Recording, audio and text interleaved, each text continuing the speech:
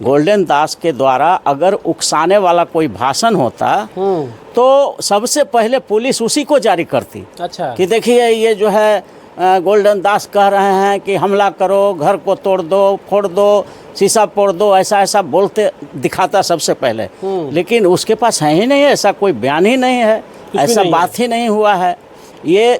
और देखने में जो वीडियो क्लिप जो आ रहे हैं उससे तो पता चल रहा है कि पुलिस ही गाड़ियों को बेतरतीब तरीके से तोड़ रही है, भद्दी भद्दी गाली दे रही है वहाँ पर जो इतने भी लोग हैं उन लोगों को।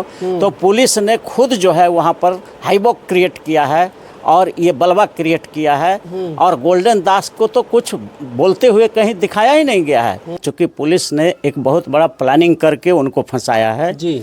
तो पुलिस जितना साक्ष्य जुटाई है, जितना भी, उससे हम लोग चाहते हैं कि ज़्यादा साक्ष्य हम लोग जुटाएं और ये बेल का जो ड्राफ्टिंग हो उसमें हर तरह से एक भी ग्राउंड जो है वहाँ पर हम लोग न छोड़ें, इस तरह की व्यवस्था करके बेल का ड्राफ्टिंग कंप्लीट हो गया है और एक दो दिन में वो फाइलिंग हो जाएगा और उसके बाद वहाँ सेशन जज में सुनवाई होगा, डिस्ट्रिक्ट कोर्ट में एडिशनल डिस्ट्रिक्ट जज के यहाँ जाएगा मामला। तो हमको लगता है कि दोस्तों, बिहार के मुजफ्फरपुर जिला के पारू प्रखंड के लालू छपरा नया टोला में जिस तरह से दलित लड़की के साथ जो अपराध होता है, अपराध के बाद पूरा देश शर्मसार हो जाता है। लेकिन बिहार के नेता हैं, बहुजन आर्मी के राष्ट्रीय अध्यक्ष हैं गोल्डन दास जी, जब पीड़ित परिवार से मिलने के लिए जाते हैं तो प्रशासन तमाम आरोप लगाकर उनको जेल में डाल देती है।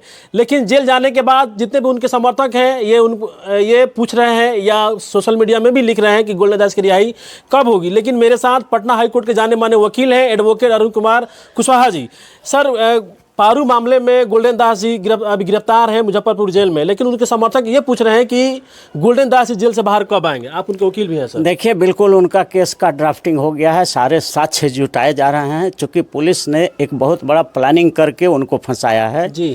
तो पुलिस जितना साक्ष्य जुटाई है, जितना भी, उससे हम लोग चाहते हैं कि ज़्यादा साक्ष्य हम लोग जुटाएँ और ये बेल का जो ड्राफ्टिंग हो उसमें हर तरह से एक भी ग्राउंड जो है वहाँ पर हम लोग न छोड़ें, इस तरह की व्यवस्था करके बेल का ड्राफ्टिंग कंप्लीट हो गया है और एक दो दिन में वो फाइलिंग हो जाएगा और उसके बाद वहाँ सेशन जज में सुनवाई होगा, डिस्ट्रिक्ट कोर्ट में एडिशनल डिस्ट्रिक्ट जज के यहाँ जाएगा मामला। तो हमको लगता है कि 15 दिन में उनका बेल, 15 से 20 दिन के अंदर उनका बेल हो जाएगा। यानी 15 दिन के बाद मैंने बेल उनका हो जाएगा।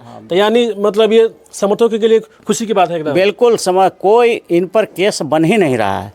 जो एलिगेशन, जो मुख्य रूप से जो एलिगेशन लगाया गया है कि इनके उकसाने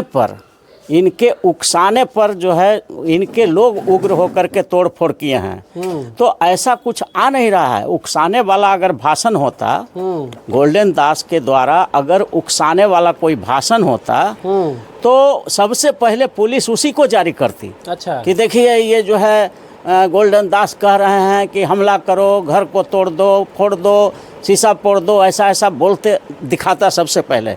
लेकिन उसके पास है ही नहीं, ऐसा कोई बयान ही नहीं है, ऐसा बात ही नहीं हुआ है ये। और देखने में जो वीडियो क्लिप जो आ रहे हैं उससे तो पता चल रहा है कि पुलिस ही गाड़ियों को बेतरतीब तरीके से तोड़ रही है, भद्दी भद्दी गाली दे रही है वहाँ पर जो इतने भी लोग हैं उन लोगों को।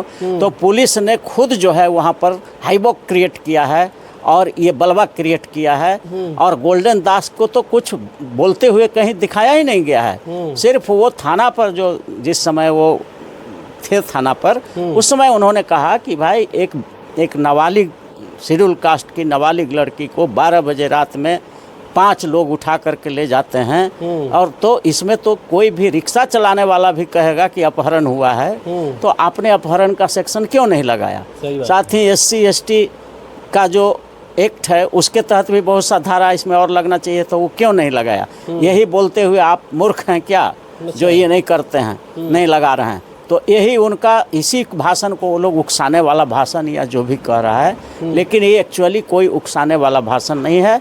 ये लीगल एस्पेक्ट में अगर इसको कंसिडर किया जाए तो ये समझाने की कोशिश किया जा रहा है कि हम लोगों को किसी भी हालत में जो कानून बना है उसके हिसाब से पुलिस को काम करना चाहिए और ये संवैधानिक हक है। आर्टिकल 19 में हर नागरिक को अधिकार है कि संगठन बना करके और शांतिपूर्ण तरीके से वो जा करके अपना बयान पुलिस को बता सकता है, पुलिस को सही काम करने के लिए प्रेरित कर सकता है, समझा सकता है, वही काम हुआ है। इसलिए कहीं से भी ये ऑफेंस नहीं है। सर लेकिन सर उनके विरोधी लोग कह रहे हैं कि बड़ा अपराध किए हैं, दंगा भड़काए हैं, इसीलिए उनको सबसे बेसी मतलब सजा होगा, जेल होगा उनको। देखिए, ये एलिगेशन कोई कुछ कह दे, उससे कुछ नहीं होता है।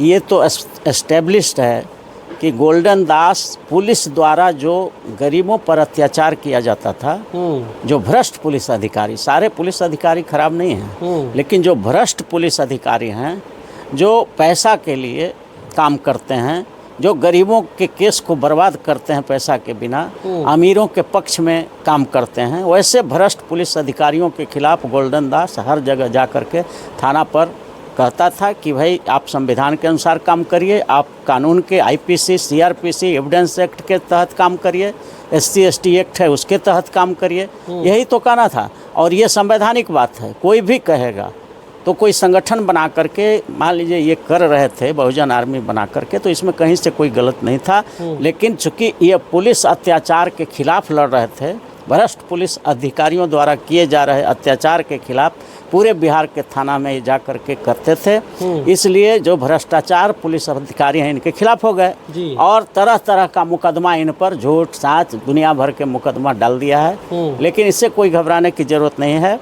ये बिल्कुल इस सारा केस को हम लोग कंपाइल करने के लिए हाई कोर्ट में रिट फाइल करेंगे, एक साथ सुना जाए और सारे केस को, चूँकि टोटल केस जो है पुलिस अत्याचार के खिलाफ लड़ने के वजह से हम पर किया गया है, इसलिए इन सब को क्वेश्चन किया जाए, ख़त्म किया जाए। इसके लिए हम लोग हाई कोर्ट में रिट फाइल करेंगे आगे। लेकिन अभी बेल का हम लोग ड्राफ्टिंग तैयार कर लिए हैं, सारा साक्ष्य भी जुटा लिया गया है और 15 से 20 दिन में वो बाहर आए, यानी 15 से 20 दिन में बाहर आ जाएंगे, बाहर आ जाना चाहिए। डिस्ट्रिक्ट जज अगर बेल दे देते हैं तो।